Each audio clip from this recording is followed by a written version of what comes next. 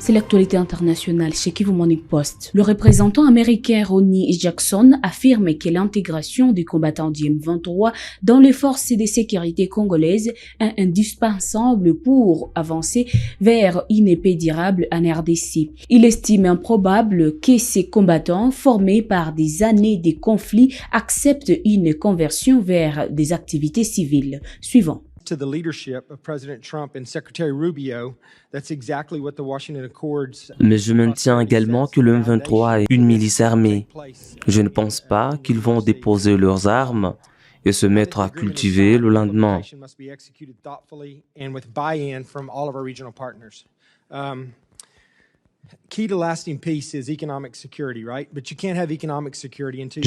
qu'il doit y avoir un effort concerté de la RDC pour prendre les membres congolais du M23 et les intégrer dans la plateforme de sécurité.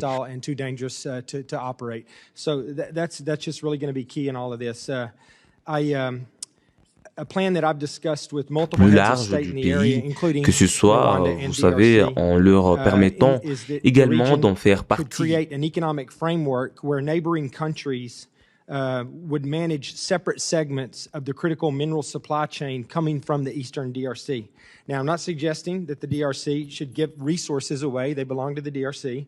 But what I am suggesting is that if this becomes a situation where it's mutually beneficial for everyone to have peace in the region because it's financially beneficial for everyone to have peace in the region, then I think that goes a long ways toward establishing lasting peace.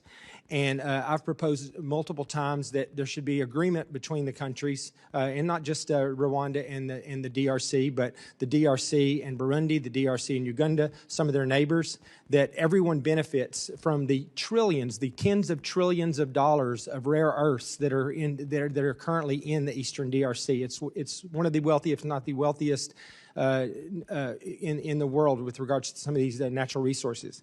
So, if these could be mined, in the DRC and then refined or processed in the neighboring countries, everyone would have a vested interest in making sure that peace is maintained in the area. I also think that another area that's big here is that in order to get the physical security that we talked about, well, first off, let me just say that once that happens, another area that I've stressed really strongly is that the resources that come from this agreement down the road, if this were to take place, and some of this tremendous wealth were realized by the DRC and its neighboring countries, as I described, I think that it's absolutely critical that these resources have to be reinvested in the people of the DRC, the infrastructure. They have to see their lives getting better based on these minerals, being processed and sold. I also think that it's going to be really key. We talked about the atrocities, and yes, there's been atrocities on both sides. I've read the intel. M23, Wazalando. There's been some atrocities across the board. It's been going on for a long time now, right? But I also maintain that M23 is an armed militia group. I don't think they're going to put their weapons down and start farming the next day. I think that there has to be a concerted effort by the DRC to take the Congolese members of the M23 and incorporate them into the broader security platform for the country. Whether that's, enabling them to be part of the military in some way, I'm not sure. But I do think that you have to have a plan for that as well.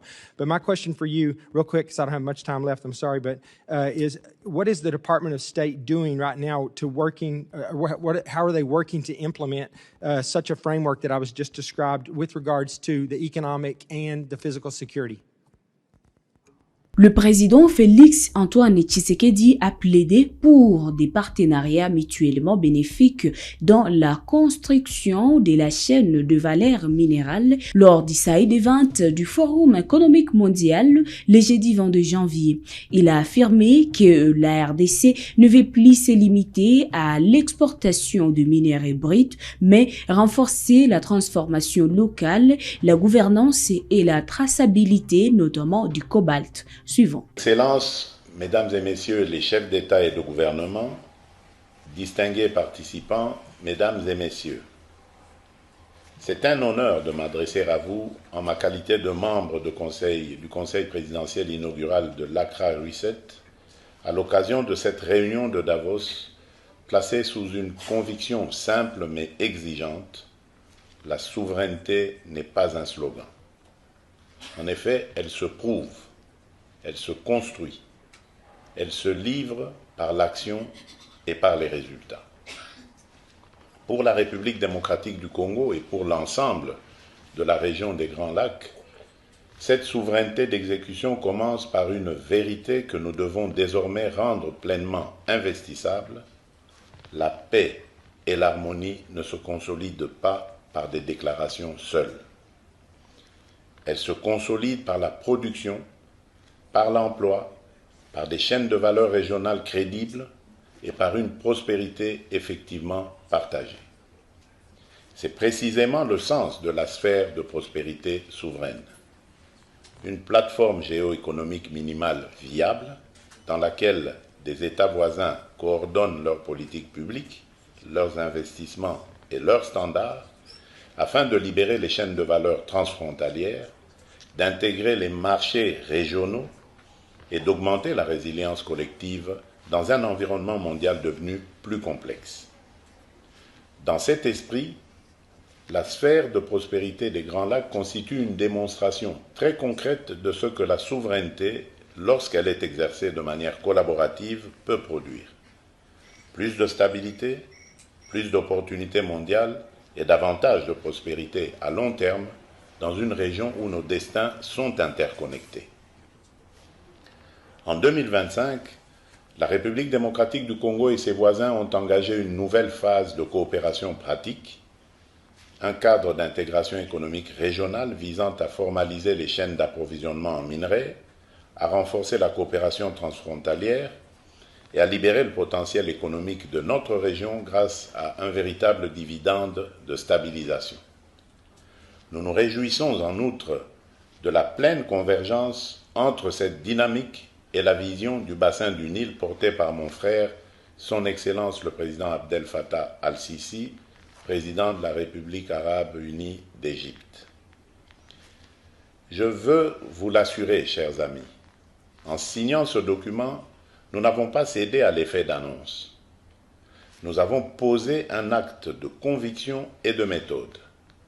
Ceux qui imaginaient que ces pactes n'étaient que des instruments de communication destinés à capter l'attention des grandes puissances constatent déjà qu'ils ont manqué l'essentiel. Car ce qui se dessine dans les Grands Lacs n'est ni un récit fabriqué, ni une promesse abstraite.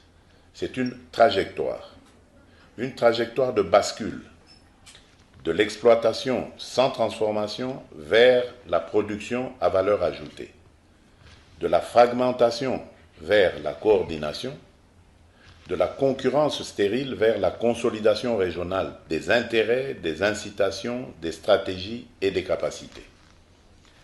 Notre ambition ne se limite pas à mieux exporter.